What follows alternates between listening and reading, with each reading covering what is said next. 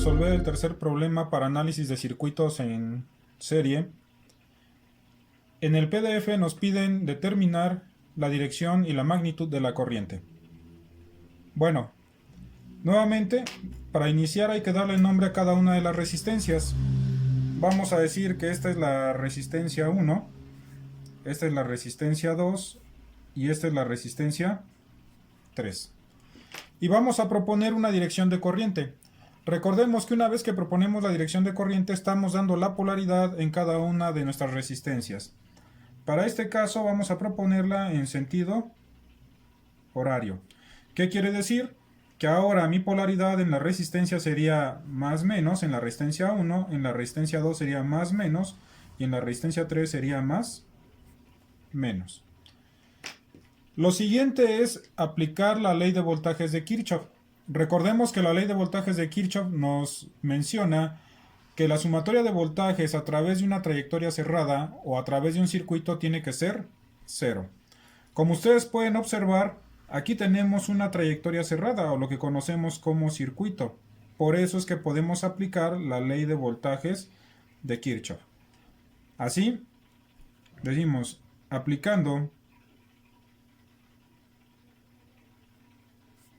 la ley de voltajes de Kirchhoff, tendríamos tal cual sería menos 4 volts, seguimos, más 18 volts, luego menos voltaje en la resistencia 1, menos voltaje en la resistencia 2, más 10 volts, menos el voltaje en la resistencia 3 y este tiene que ser 0. Ordenemos, dejemos de un lado todo lo que es constante y del otro lo que es variable, o lo que son nuestras literales. Entonces sería menos 4 volts más 18 volts más 10 volts sería el voltaje en la resistencia 1 más el voltaje en la resistencia 2 más el voltaje en la resistencia 3. De aquí nos quedaría que son 28 menos 4, 24 volts.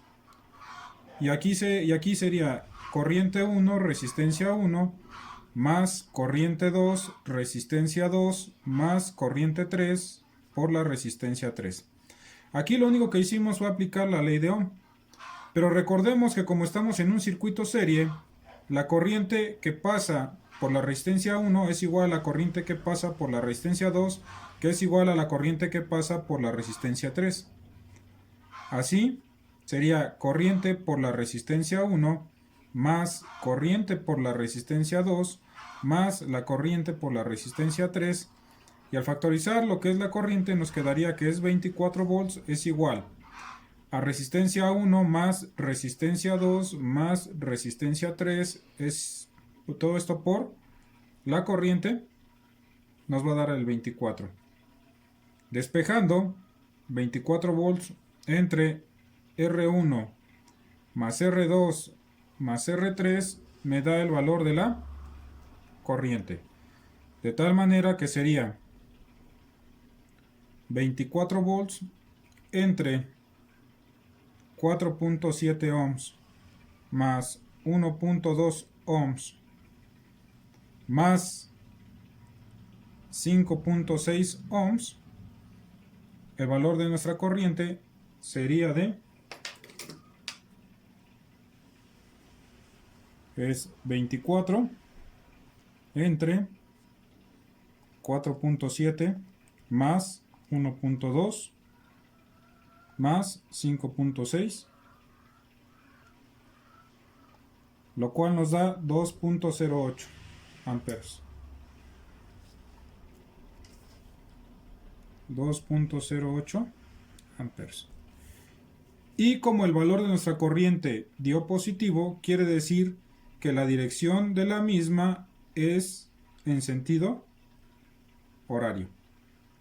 Si hubiéramos elegido la corriente en sentido antihorario, en valor absoluto sería exactamente igual.